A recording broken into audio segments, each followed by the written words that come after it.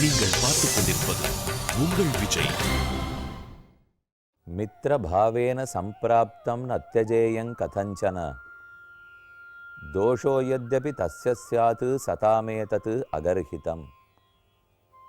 இந்த ஸ்லோகம் பகவான் ஸ்ரீராமர்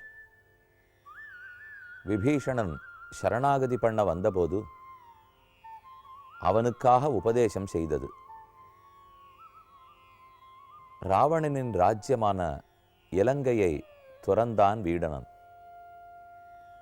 ராமனே தஞ்சம் என்று அவன் திருவடிகளை அடைய ஓடோடி வந்தான். சுக்ரீவன் முதலானோரிடத்தில் தன்னுடைய வேண்டுகோளை வைத்தான். சுக்ரீவன் ராமனிடத்தில் வந்து பேசுகிறார். ஆனால் அவர் உள்ளம் கனியவில்லை. சுக்ரீவன் கோபத்தோடே, ராமா, விபீஷணன் உன்னை அழிக்கும் எண்ணத்தோடையே வந்திருக்கிறான். கூட பிறந்தவனையே விட்டு விட்டு வந்தவன், அதுவும் சரியான தருணத்தில் விட்டு வந்தவன் நம்மோடு மட்டும் நிரந்தரமாக இருப்பான் என்று என்ன நிச்சயம்? ஆகவே அவனை ஏற்றுக்கொள்ளக்கூடாது. அப்போது ராமன் கூறுகிறார், சுக்ரீவா, அப்படி சொல்லாதே. சரணம் என்று வந்த யாரையும் ஏற்றுக்கொள்ளுவதுதான் பண்பாடு. அவன் ஏற்கனவே எத்தனையோ குற்றங்களை புரிந்திருக்கலாம். ஆனால் இப்போது அனைத்தையும் துறந்து நாமே புகழ் என்று வந்திருக்கிறான். விரோதியாக இருந்தாலும் புகழ் என்று வந்துவிட்டால், தஞ்சமென்று அடைந்தால் அவனை ஆதரத்தோடு மதிப்போடு நடத்துவதான் மனித நேயம். சாமானிய மனிதனா ராமன்? மனிதருள் மாணிக்கம் அல்லவா? புருஷோத்தமனாயிற்றே, பகவானுடைய அவதாரமாயிற்றே. ஆகையால் கூறுகிறான், சுக்ரீவா, உன்னுடைய சந்தேகம் நியாயமாக கூட இருக்கட்டும். நம்மை ஒருவேளை அவன் இடையிலேயே விட்டு விட்டு ஏமாற்றிவிட்டு போவான் என்று கூட இருக்கட்டும். அவன் நிஜமான நட்போடே வரவில்லை, பொய்யான நண்பனாக வந்திருக்கிறான் என்று கூட இருக்கட்டும். ஆனாலும் அவனை கைவிடுவதாக இல்லை. நான் ஆராய்ந்து பார்த்துவிட்டேன்.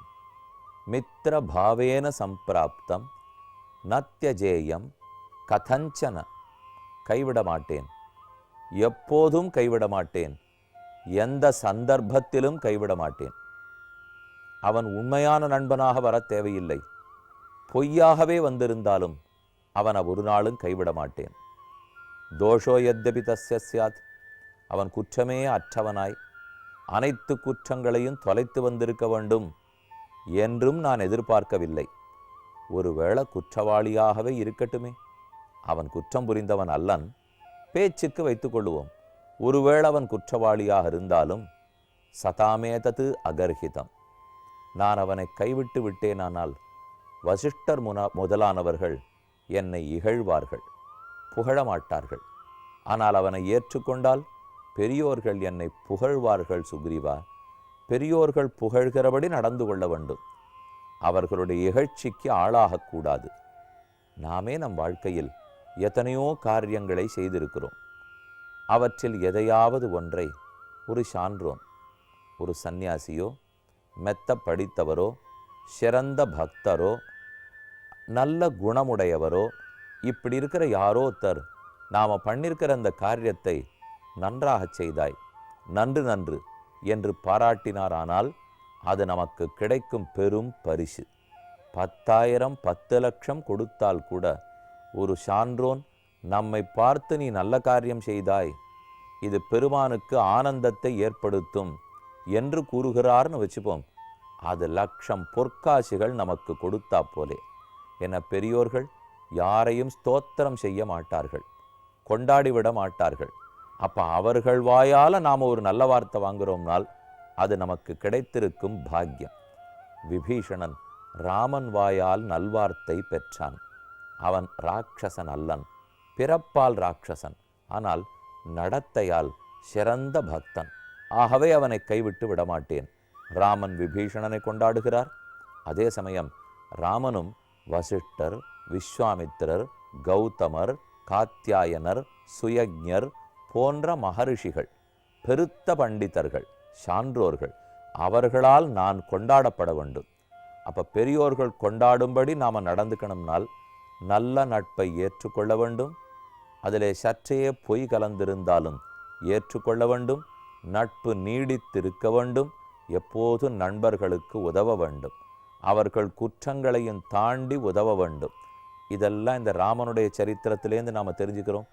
இதே போல நாம் கடைப்பிடிக்க பார்ப்போம். ஆனால் இப்போ நாம் பார்க்க போகிறது மகாபாரதத்தில் விதுர நீதி. விதுரர் திருதராஷ்டிரனுக்கு உபதேசித்து கொண்டு வருகிறார். இன்னன்னார நண்பர்களாக ஏற்றுக்கொள், இன்னன்னார்களாக நண்பர்களாக ஏற்றுக்கொள்ளாதே என்று பிரித்து விடுகிறார். ஆனால் ராமனை பார்த்தால் அனைவரையும் நண்பனாக ஏற்றுக்கொள்ளுகிறேன் என்கிறார். ஆனால் விதுரன் திருதராஷ்டிரனுக்கு சொல்றதை பார்த்தா சூஸ் பண்ணி ஏற்றுக்கோ, எல்லாரையும் ஏற்றுக்கொள்ளாதே, இன்னன்னார நண்பனாக ஏற்றுக்கொள். ரெண்டில் எது சரி? இப்போ யாரையும் ஏற்றுக்கொள்ள வேண்டுமா அல்லது அதற்குன்னு தேர்ந்தெடுத்து ஏற்றுக்கொள்ள வேண்டுமா? யாரையும் தான் ஏற்றுக்கொள்ள வேண்டும், சந்தேகமில்லை. ஆனால் ஒருவேளை அவர்கள் பொய்யர்களாக இருந்து நம்மை ஏமாற்றும் வஞ்சிக்கும் எண்ணத்தோடே வந்திருந்து நமக்கது புரியாமல் போக அவர்களை நண்பர்களாக நாம் ஏற்றுக்கொண்டு நாளைக்கு நாமே ஏமாற்றப்பட்டு விட்டால்? ஏன் சுவாமி இந்த கவலை ராமனுக்கு இருக்காதா என்றால், ராமனுக்கு இருக்கிற சக்திக்கும் ஞானத்துக்கும் யார் ஏமாற்றினாலும் யார் எதிர்த்தாலும் அதை எதிர்த்து அந்த கட்டத்தை உடனே சமாளிக்கக்கூடிய திறமை அவரிடத்தில் இருந்தது. அது இருந்தால் தான் நாம் விஷப்பரீட்சையில் இழங்கணும்.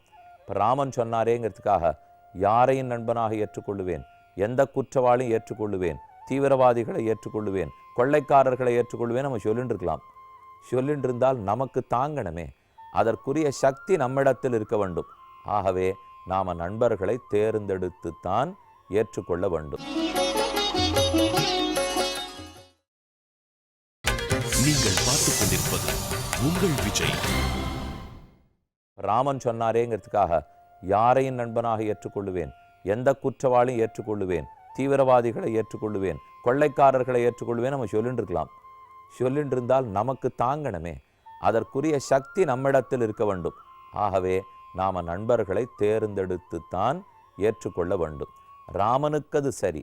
ராமனை போன்ற வீரம், விவேகம், நேர்மை, சத்தியம் பேசுதல் அனைத்து நம்மிடத்திலும் இருந்தால் அவருக்கு ஒரு நிமிஷத்துக்குள்ள பெருத்த சேனையை எதிர்த்து சின்னா பின்னமாக்கும் சக்தி உண்டு. நம்மிடத்தில் அந்த சக்தி கிடையாது. 4 பேரை சேர்ந்து பார்த்தால் நம் வீட்டு கதவை தாழ்பால் போட்டு கொண்டு உள்ளே ஓடி விடுவோம். இதுதான் நம்மகிட்ட இருக்கிற வீரம். இந்த வீரத்தை வைத்துக்கொண்டு யாரை வேணும்னாலும் ஏற்றுக்கொள்வேன், அவர்கள் என்ன குற்றம் புரிந்தாலும் எனக்கு சரிப்படுத்துறதுக்கு சரியும் என்றெல்லாம் பேசுறதுல அர்த்தம் இல்லை. ஆகையால் தான் விதுரன் திருதராஷ்டிரனுக்கு கூறுகிறார், இன்னன்னார நண்பனாக ஏற்றுக்கோ, இன்னன்னார நண்பனாக ஏற்றுக்கொள்ளாதே. ஸ்லோகம் அழகான ஸ்லோகம். அவலிப்தேஷு மூர்க்கேஷு ரௌத்ர சாகசிகேஷு ச ததைவாபேத தர்மேஷு ந மைத்ரீம் ஆச்சரேத் புதா. புத்தி இருக்கிறவன் ந மைத்ரீம் ஆச்சரேத், இவரவர்களோடே நட்பு பாராட்ட மாட்டான். ராமன் செய்தாரேன்னு சொல்ல வேண்டாம், கண்ணன் செய்தாரேன்னு சொல்ல வேண்டாம். அவர்கள் கதை வேறு, நம் கதை வேறு. என யத்யதாதரதி சிரேஷ்டா தத்ததேவ இதரோஜனகான்னு கண்ணனே சாதிக்கிறார். தான் என்ன பண்ணாலும் அப்படியே மக்கள் கூட தொடர்ந்து வருவார்கள். ஆனால் அதிலையும் ஜாகிரதப்படுத்தித்தான் கண்ணன் செய்கிறார். யான் அனவத்தியானி கருமாணி தானி சேவிதவ்யானி நோயிதராணி. 2 வாக்கியம். பெரியோன் என்ன செய்கிறானோ இளையோன் அதை அப்படியே பின்தொடர்வார். இது கீதையில் இருக்கு. அதே தைத்திரிய உபனிஷத்து சொல்லும்போது பெரியவர்கள் என்னென்ன செய்கிறார்களோ அப்படியே பின்தொடர்வாய். ஆனால் அதற்குள் கொஞ்சம் நீ ஃபில்டர் பண்ணிக்கணும். நேர எல்லாத்தையும் செய்ய முடியாது. அவர்கள் செய்ததிலிருந்து எதது எனக்கு ஏற்புடையதோ அதைத்தான் ஏற்றுக்கொள்ள வேண்டும். நன்னா பயிற்சி இருக்கிற, பிராயஷ்சித்தம் பண்ணக்கூடிய சக்தி இருக்கிற பெரியவர்கள் ஏதான ஒரு காரியம் பண்ணலாம். ஆனால் அதையே நாம் பண்ண போனால் அந்த பிராயஷ்சித்த சக்தி எனக்கு இருக்கணும், அதை சரிப்படுத்திக்கிற திறமை என்னிடத்தில் இருக்கணும். அது இல்லையே. ஆகவே பெரியோர்களே ஒன்றை செய்திருந்தாலும் அதற்குள் நமக்கு எது ஏற்புடையதோ அதைத்தான் எடுத்துக்கொள்ள வேண்டும். ராமன் யாரையும் ஏற்றுக்கொள்ளுவார். நம்மால் முடியுமா? ஆந்தனையும் முயற்சிப்போம். ஆனால் அங்கேயும் சில டெஸ்ட் பண்ணித்தான் நண்பர்களை ஏற்றுக்கணுமா. இன்னன்னார்னு ஞாபகம் வச்சுங்கோ. இப்போவே ஒன்று செய்வோம், 2 காரியமாக செய்வோமே. ஒன்றும் நாம் இனிமே எந்தெந்த நண்பர்களை ஏற்றுக்க போகிறோமோ, ஒருத்தர் நட்புன்னு வராருன்னா இந்த பேராமீட்டர்ஸ் அவள்கிட்ட இருக்கா பாருங்க. இவர் என்ன சொல்கிறாரோ அது அவர்களிடத்தில் இருக்கான்னு நாம் டெஸ்ட் பண்ணுவோம். இருந்தால் ஏற்றுக்கொள்ளுவோம், இல்லை என்றால் விட்டு விடுவோம். இப்போ 2 ஸ்லோகம் பார்க்க போகிறோம். ஒரு ஸ்லோகத்தில் எதது இருக்கக்கூடாதுன்னு சொல்கிறார். அப்போ அதை டெஸ்ட் பண்ணிவிட்டு அதில் எதான் இருந்தால் நண்பனாக ஏற்றுக்கக்கூடாது. இன்னொன்று எந்தெந்த பண்புகள் இருக்கணும்னு சொல்கிறார். அதை டெஸ்ட் பண்ணிவிட்டு அது இருந்தால் அவர்களை நண்பர்களாக ஏற்றுக்கொள்ள போகிறோம். 2 விதத்திலுமே விதுரர் சொல்கிறார். கடைசியில் திருதராஷ்டிரனுக்கு 2ம் புரியவில்லை. நாம தான் இப்போ பெனிஃபிட் அடைய போகிறோம். அது அவனுக்கு கிடைச்சதோ இல்லையோ, நமக்கு இவ்வளோ பெரிய சொத்து கிடைச்சிருக்கு இல்லையா. இப்போ எதது இருக்கக்கூடாது, எது தீய பண்புகள், இதோட டெஸ்ட் பண்ணி பார்ப்போம். இந்த தீய பண்புகள் யார்கிட்டையான் இருந்தால் வேண்டாம் சுவாமி விலகி இருப்போம். 2வது ஸ்டெப்பு, இப்போ நம்மக்கிட்ட நிறைய நண்பர்கள் இருப்பார்களோ இல்லையோ, அவர்களை நட்பு நம்ம ஏற்றுன்னு இருப்போம். ஆனால் இப்போ விதுரர் சொல்ல போகிறது அதை அவர்கிட்ட நம்ம டெஸ்ட் பண்ணி பாட்டு ஏற்றுக்கலை. ஏன்னா அப்போ நமக்கு இந்த ஸ்லோகம் தெரியாது. பல பேரை இப்போவே நண்பர்களாக வச்சுன்னு இருக்கோம். அப்போ இவர்கள்லாம் இந்த ஸ்லோகத்தின்படி தான் இருக்கிறார்களா என்று டெஸ்ட் பண்ணணும். அதுக்குன்னு அவர்கள்ட்டையே போய் சொல்லி இந்த ஸ்லோகத்தில் விதுரர் இப்படி சொல்லியிருக்கார், இதில் இருக்கிறதெல்லாம் உங்கள்கிட்ட இருக்கா இல்லையான்னு கொஞ்சம் சொல்லுங்கோ, இன்னும் நேராக போய் அவள்கிட்ட கேட்டுவிடாதீங்க. நாமே தான் டெஸ்ட் பண்ணிக்கணும். நமக்கு இன்னார் நண்பர், இன்னார் நண்பர், இன்னார் நண்பர், நெருங்கின நண்பரை பற்றி மட்டும் யோசிங்கோ. என்றோ 3 மாதத்துக்கு ஒரு தரம் பார்க்குறேன், 6 மாதத்துக்கு ஒரு தரம் தொலைபேசியில் பேசிக்கிறேன், வருஷத்துக்கு ஒரு தரம் கல்யாணங்கள் இருந்தால் சந்திச்சுக்கிறேன். அவர்களை பற்றிலாம் கவலைப்படாதீங்கோ. அது ஏதோ ரயில் ஸ்நேகிதத்தை போலே ஏறுகிறோம் இறங்குகிறோம் முடிஞ்சு போச்சு. ஆனால் நெருக்கமான நட்புன்னு சொல்கிறோமே, அவர்களுக்கு தான் இந்த பரீட்சை பண்ணணும். அவலிப்தேஷு, யாருக்கு துரபிமானம் இருக்கிறதோ, அகங்காரம் இருக்கிறது, செருக்கு, நான் இவனை விட நான் உயர்ந்தவன், என் நண்பனை விட நான் உயர்ந்தவன், பல பேரை விட நான் உயர்ந்தவன், அந்த எண்ணம் இருந்தால் நட்பு நீடிக்காது. மூர்க்கேஷு, தான் பிடிச்ச முயலுக்கு 3 கால். வேதம் சொல்லித்தோ இதிகாசம் சொல்லித்தோ அதெல்லாம் எனக்கு முக்கியம் இல்லை. இதை நான் முடிவு பண்ணியிருக்கேன். நான் தான் என் வாழ்க்கையை முடிவு பண்ணிக்கிறேன். நான் இண்டிபெண்ட், நான் எதிலும் டிபெண்ட் கிடையாது என்று சொன்னால் அவன் மூர்க்கன். 3 ரௌத்ரம், எப்பவும் கோபம், எதிலும் கோபம், காரணமற்ற கோபம். காரணத்தோட கோபம் வர்றதே கூடாது. இன்னும் காரணமும் இல்லாமல் கோபம் வந்ததுனால் அப்படிப்பட்டவனையும் நண்பனாக வச்சுக்காதே. எப்போதும் நம்மை கோவித்து கொண்டிருப்பார். அவர் கோவிச்சுக்கிறத பார்த்து பார்த்து கடைசியில் நாமளும் திரும்ப கோவிக்கணும்னு எண்ணம் வந்தாலும் வந்துடும். நம்ம இப்போ கோபக்காரனாக கூட இருந்திருக்க மாட்டோம். இவர் இப்படியே சொல்லிட்டு இருந்தார்னால் நமக்கு அந்த கோபம் வந்துடும் இல்லையோ. அதனால் அவனையும் தவிர்த்துடு. 4வது சாகசிகேஷு, ரொம்ப சாகச செயல் புரிபவர். எது ஒத்துக்கொள்ளப்பட்டிருக்கிறதோ, எது உலகத்தில் வழக்கமோ அந்த செயலை செய்ய வேண்டும். நான் சாகச செயல் செய்கிறேங்கிறதுக்காக அனர்த்தத்தில் கொண்டு போய் முடிச்சுன்னு விடக்கூடாது இல்லையோ. இப்போ நாம் ஒரு வேலையில் ஈடுபட்டிருக்கோம், வேலைக்கு போகிறோம் வரோம். இல்லை இன்றைக்கி நான் அந்த ட்ரெயினோட கூரையில் போய் வேலைக்கு போகலான்னு இருக்கேன் இப்படின்னு ஆரம்பித்தா, கூரையில் கூட தான் இடம் இருக்கே, கொஞ்சம் ஏறி நின்று பார்ப்போமேனால் இதனால் எத்தனை ஆபத்துக்கள் பாருங்க. ஒரு நீண்ட கட்டணம் இருக்குது, அதன் தலையில் நின்று எட்டி அதுலேருந்து நான் தொங்கி பார்க்குறேனே, இதெல்லாம் சாகச செயல். பயிற்சி இருக்கிறவா பண்ணிட்டு இருக்கலாம். இது என்ன ஆபத்து வரும்னா, இப்படி இருக்கிறவர்களை நமக்கு நண்பர்களாக வைத்து கொண்டால் நமக்கு அந்த பயிற்சி இருக்காது. ஆனால் இதை பண்ணேன்னு என்னை பிடிச்சு அவன் இழுக்க போகிறான், இழுக்கிறதுனால நானும் அதில் தள்ளப்படுவேன், கடைசியில் நான் சிக்கிப்பேன். அதனால் சாகச செயல் புரிபவர்களையும் சேர்த்து கொள்ளாதே. ததை வாபேத தர்மேஷு, தர்மத்தில் எண்ணமில்லாதவனை சேர்த்துக்காதே. நான் சாகச செயல்னு சொன்னது உலகத்தோட ஒட்டி வாழாத செயல். அப்படி இருந்தால் சேர்த்து கொள்ளாதே. நீங்கள் பார்த்துக் கொண்டிருப்பது உங்கள் விஜய். ததை வாபேத தர்மேஷு, தர்மத்தில் எண்ணமில்லாதவனை சேர்த்துக்காதே. நான் சாகச செயல்னு சொன்னது உலகத்தோட ஒட்டி வாழாத செயல். அப்படி இருந்தால் சேர்த்து கொள்ளாதே. அடுத்தது ததை வாபேத தர்மேஷு, தர்மத்தில் எண்ணமில்லாதவன். விபீஷணனை பற்றி ராமன் என்ன பார்த்தார்? தர்மத்தில் எண்ணம் இருக்கிறவன், தர்மத்தை பண்ணணுங்கிற ஆசை இருக்கிறவன். அவனுக்கு மற்றபடிக்கு நிறைய கஷ்டங்கள் இருந்தாலும், நமக்கு விரோதி கோஷ்டியிலேருந்தே வந்திருந்தாலும் நான் ஏற்றுக்க போகிறேன். ஏனால் அவன் தர்மத்தில் இருப்பவன். இப்போ பாருங்க, அவலிப்தேஷு விபீஷணனுக்கு துரபிமானம் இருக்கா? இல்லவே இல்லையே. இதோ அடியேன்னு வந்துட்டாரே. மூர்க்கேஷு தான் பிடிச்ச முயலுக்கு 3 கால், நான் தான் உலகத்தை நடத்துகிறேன்னு வரார். சுவாமி ராமா நீதான் சுவாமி அப்படின்னு காலில் விழுந்தாரே. ரௌத்ரம் கெஞ்சின்னு வந்திருக்கார், கோபத்தோட வரவில்லை. சாகச செயல் பண்ணவே இல்லை.